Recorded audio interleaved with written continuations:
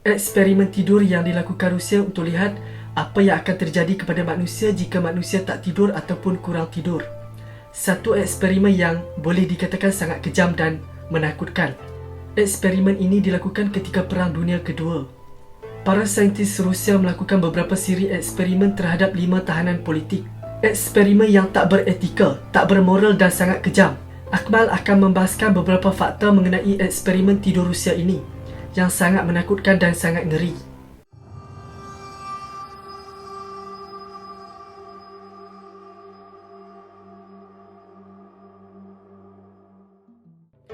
Menurut cerita, banduan-banduan ni dimasukkan ke dalam sebuah bilik yang sangat gelap dan sunyi. Kemudian mereka masukkan sejenis gas perangsang melalui lubang-lubang yang disediakan. Bila gas ni dihidupkan, banduan-banduan ni jadi tak boleh tidur, jadi terjaga sepanjang masa. Para saintis akan memerhati banduan-banduan ni melalui cermin sehala. Maklumat eksperimen ini untuk lihat apa yang akan berlaku, apa yang akan terjadi kepada banduan-banduan ni bila mereka tak tidur. Mereka akan pastikan banduan-banduan ni tak tidur selama 30 hari. Sangatlah kejam. Seperti yang kita tahu, bila manusia tak tidur, manusia akan mengalami gangguan ataupun otaknya tak berfungsi secara baik. Dan ini akan menyebabkan masalah kesihatan yang sangat parah lah. Jadi eksperimen ini sangatlah kejam sebab mereka tak benarkan banduan-banduan ni tidur selama 30 hari.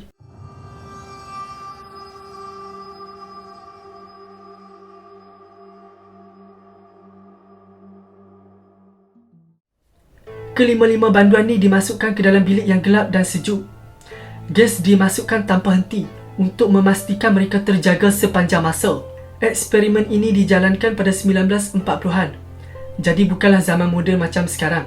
Penyelidik akan berinteraksi dengan banduan-banduan ni melalui mikrofon.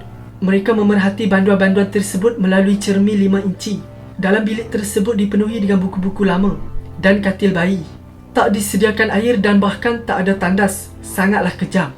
Tapi mereka disediakan makanan kering yang bertahan selama sebulan lebih. Itu saja makanan yang mereka ada. Persoalannya, macam mana 5 banduan ni bersetuju untuk dijadikan bahan ujian ataupun bahan eksperimen. Katanya banduan-banduan ni diberi janji kalau mereka mengambil bahagian untuk dijadikan bahan ujian, mereka akan dibebaskan. Itu semua hanyalah satu pembohongan. Banduan-banduan ni telah ditipu. Mereka tak tahu yang mereka akan dijadikan bahan ujian yang sangat kejam dan mematikan.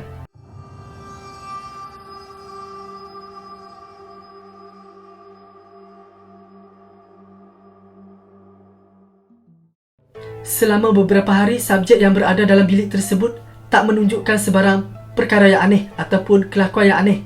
Semuanya nampak normal lah dalam beberapa hari.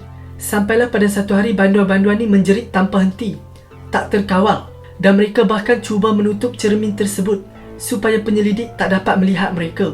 Kelakuan ini menunjukkan yang otak mereka mula tak berfungsi dengan baik. Mereka menutup cermin menggunakan kertas dan juga najis mereka sendiri supaya penyelidik tak dapat lihat mereka. Jadi penyelidik tak dapat nak buat apa, jadi mereka pun menggunakan intercom untuk berkomunikasi dengan banduan-banduan di dalam bilik tersebut untuk melihat sama ada banduan-banduan tu masih hidup ataupun tak. Mereka berjaya mendapatkan respon ringkas daripada salah seorang banduan tersebut yang masih mematuhi arahan.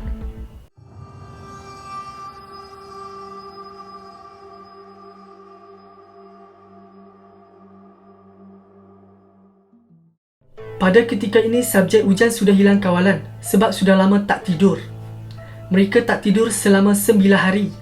Banduan ni menjerit-jerit tanpa henti walaupun suara dia dah bunyi macam mengecil ataupun tak kuat. Tapi dia tetap menjerit-jerit.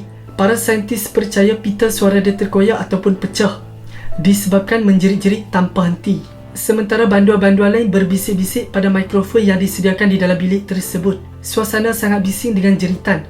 Tapi para penyelidik tak dapat lihat apa yang berlaku ataupun situasi dalam bilik tersebut. Tiba-tiba jeritan terhenti dan terus diam. Situasi jadi sunyi sepi.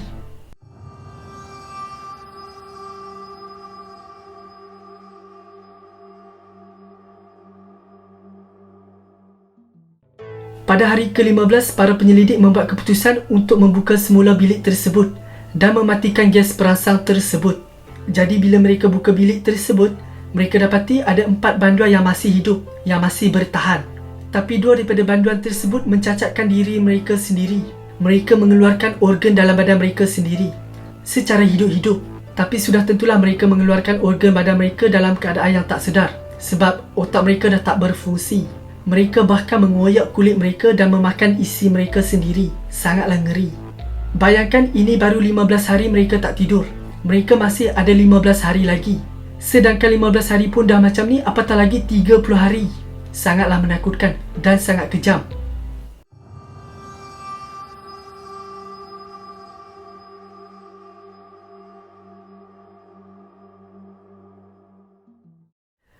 Bila para penyelidik membuka bilik tersebut, mereka berniat untuk memberikan rawatan kepada banduan-banduan tersebut.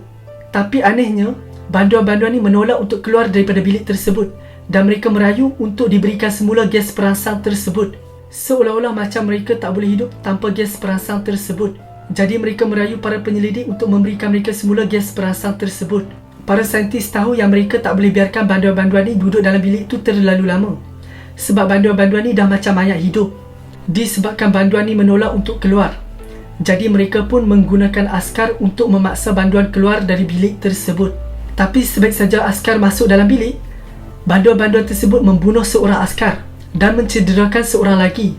Ada salah seorang banduan wanita yang terbunuh secara tak sengaja sebab dia menghalang kerja-kerja askar untuk mengeluarkan mereka.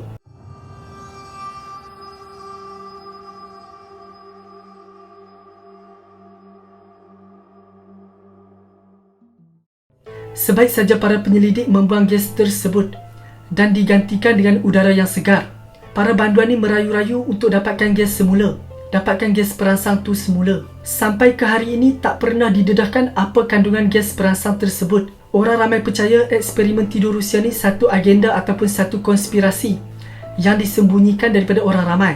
Dan ada juga yang percaya ada pihak yang cuba meniru mencipta gas tersebut untuk digunakan sebagai perang kimia di masa hadapan. Sangat menakutkan. Harap-harap tak berlaku.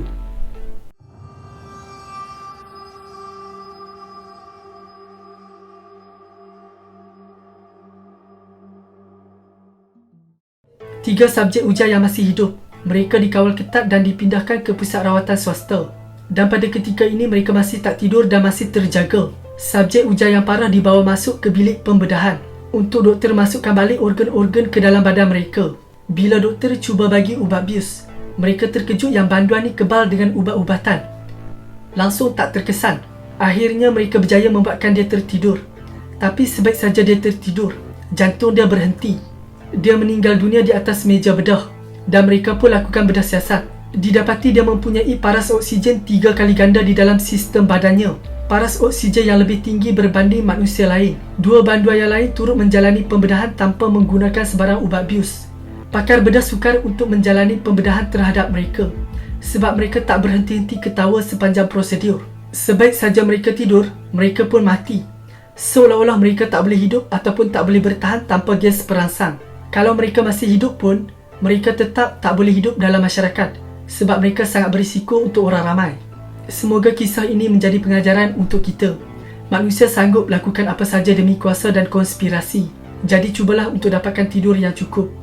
Setakat itu saja untuk video kali ini. Kalau anda suka, bolehlah consider untuk subscribe. Jumpa lagi.